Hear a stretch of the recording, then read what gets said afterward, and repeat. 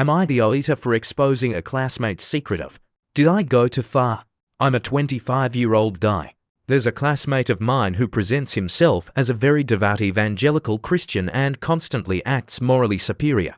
He frequently speaks badly about LGBTQ+ people and anyone who doesn't follow his church. In more private settings, he's made supremacist and even racist comments. The twist is that I found out he secretly runs an account and works as an escort. I sat on that information for months and initially decided I wouldn't say anything. About 7 months later, he broke up with a girl from our class. We later heard that the reason was that he said her intimate parts were too dark and that he only liked pink. Around the same time, after digging deeper into his online usernames, I found posts linked to him with neon asterisk content.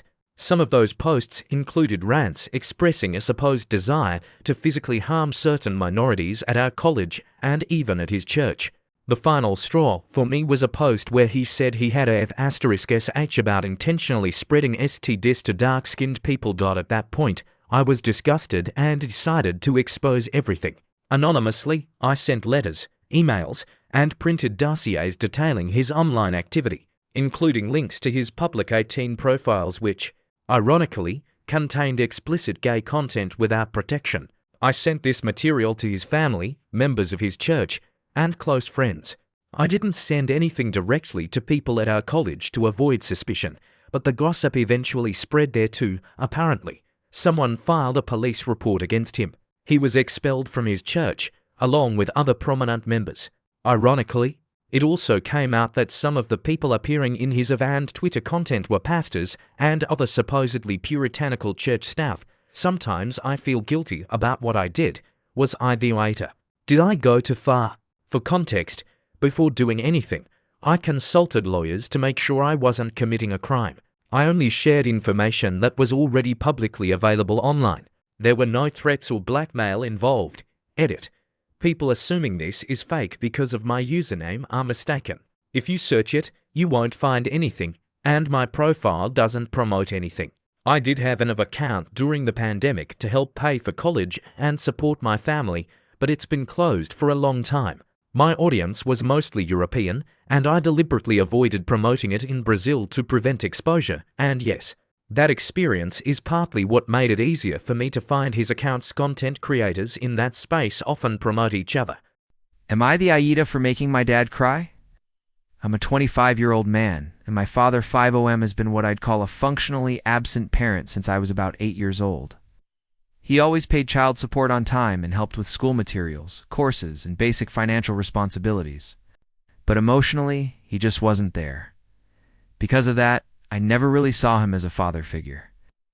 I looked up much more to my godmother 43F and my mom 5OF for guidance and support. As I became an adult, he slowly started trying to reconnect. With me and my younger brother to 1M, bringing us closer to his side of the family, I've always felt pretty indifferent about it. But for my brother, it's been something really positive now. The situation, my dad's side of the family, owns a kind of small family compound in a rural town in Minas Gerais. And for over 2 months, he had been talking about taking us there. I told my girlfriend that if the trip didn't happen, we'd just go enjoy carnival together instead. The trip was supposed to be tomorrow. Yesterday, during my lunch break at work, he lives near my workplace. He stopped by to tell me that he had car trouble and that we wouldn't be going anymore. I said, okay, I'll let my girlfriend know, but you should tell my brother yourself. He then asked if I was disappointed. I told him that honestly, it didn't make much difference to me. I said I don't have enough emotional attachment to feel disappointed and that we're too old for this kind of drama. Apparently, that really hit him. His eyes filled with tears and he left shortly after. A coworker who witnessed the conversation later told me, I was too harsh, especially because I said it in front of her and 2 other colleagues, and because I basically implied that I don't care about his existence. For context, he was absent by choice. He even preferred to just pay child support instead of pursuing shared custody. Also, he has another daughter to OF from his current marriage. So, was I the AITA? Am I the AITA for driving away when I thought we were about to get robbed? This happened last night around midnight. I haven't told anyone in my circle about it yet, and I need outside opinions to understand whether I handled it right or messed up. For context, I'm 32 meters and she's 27F. We've known each other for about 8 years. We've had an on and off thing, and right now we're just casually seeing each other.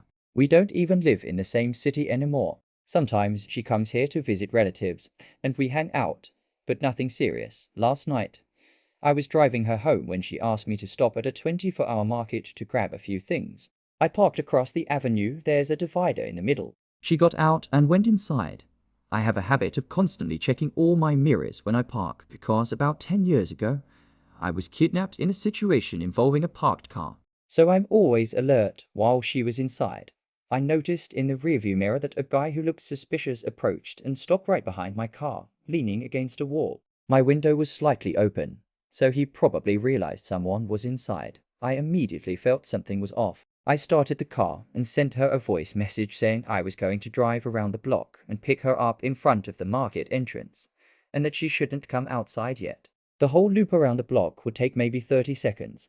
While I was driving, she started sending me a bunch of frantic messages, calling me every name possible and saying the guy had entered the market and she thought she was going to get robbed too. She accused me of abandoning her. When I pulled up in front of the store, she got in the car looking pissed as H.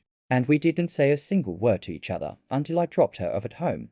Today, I texted her to check how she was doing, and she hasn't replied. So, was I really the AITA here? Was there another option I didn't think of? Or did I make the right call? Honestly, I don't even know what she expected me to do differently. Am I the AITA for not wanting to be around my family anymore? I'm a 28-year-old woman. My cousin is also 28, and the rest of the people involved are over 50. Recently, after my mom went through a serious health scare, her sisters have been trying to reconnect with her. That also includes some of my cousins. We spent almost a decade barely speaking, mainly because of gossip and uncomfortable situations in the past. My birthday was last month, and this cousin sent me a message. Today I realized I never replied. I'm not very active on social media, and honestly, I had even forgotten she had my number, thinking about why I distanced myself from her in the first place. I remembered something from when I was about 8 or 9 years old. Back then, my family was struggling financially, and so was hers. My mom and her sister decided to start a small business together making party snacks to sell. My mom invested money to buy the ingredients, and my aunt offered her kitchen. They were getting orders almost every week, but then my aunt got involved with my father. I personally saw them together in her living room having sex. After that, my mom ended their business partnership. Years later, at my 20th birthday party, this cousin brought up that old situation and said my mom had been a terrible person to her mother back then. She accused my mom of stealing money from the business and said other hurtful things. I considered telling her the full truth about what really happened, but I stayed quiet, especially because she often complains about people bringing up her mother's past mistakes to hurt her. So I held back. Since that day, I distanced myself. I never made an effort to keep her number or connect on social media. Now, because of my mom's health issues, they've reconnected. I even avoid going to my parents' house when I know some of them will be there. So, am I the AITA for avoiding all of them, even though my mom chose to reconnect? Am I the AITA for not reopening the store 5 minutes before closing? I work at a small shop in a rural town that also serves as a pickup point for Mercado Libre.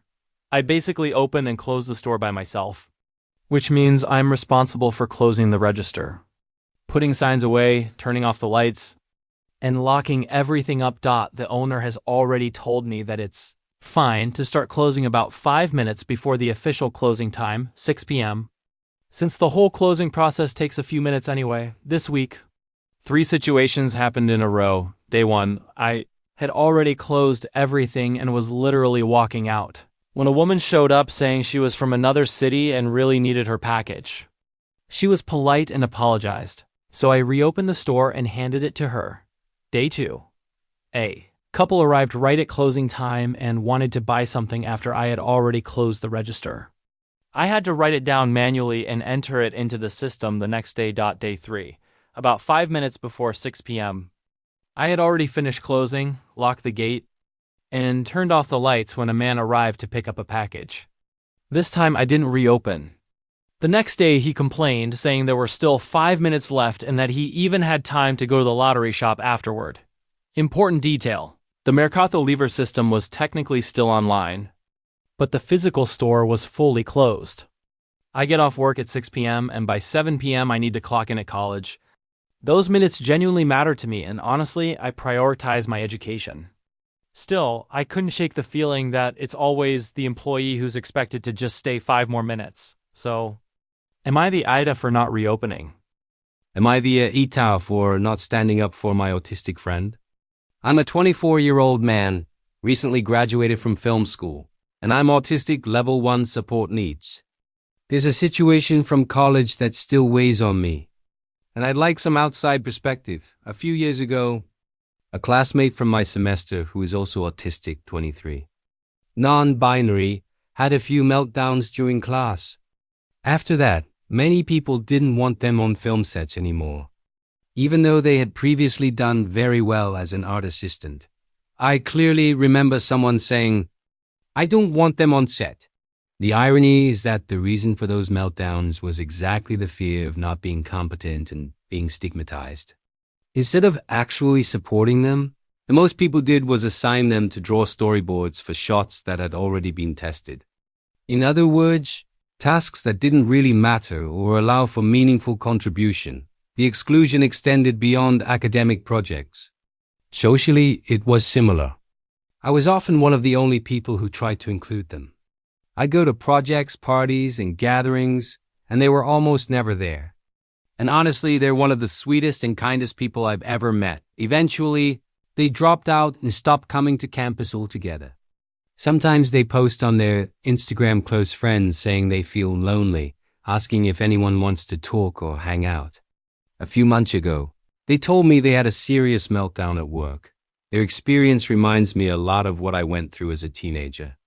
I haven't had a meltdown in years, but I currently feel a subtle form of exclusion within my own friend group, and it's been bringing me down. I don't want to villainize my classmates. They're not bad people. Both my friend and I genuinely care about them. And I have to acknowledge that they've done a lot for me, sometimes more than I feel I deserved.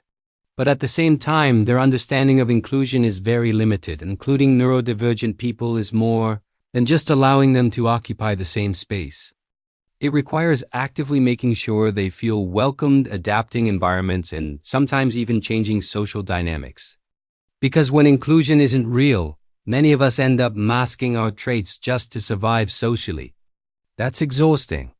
And I have to admit that I've had more social success than my friend largely because I masked my autism better. I feel guilty for not speaking up back then, especially because I had more influence in the group at the time than I do now. I truly believe inclusion is more important than the success of any film project. But I also didn't have much knowledge about these issues at the time, and I was afraid of being excluded myself. So, was I the AITA for not intervening when I could have? Hey, what's your verdict on today's Reddit stories? If you have your own story and would like to share it, feel free to send it to the email listed in the description. Thank you so much for watching until the end. Don't forget to subscribe, leave a like, and turn on notifications. See you next time.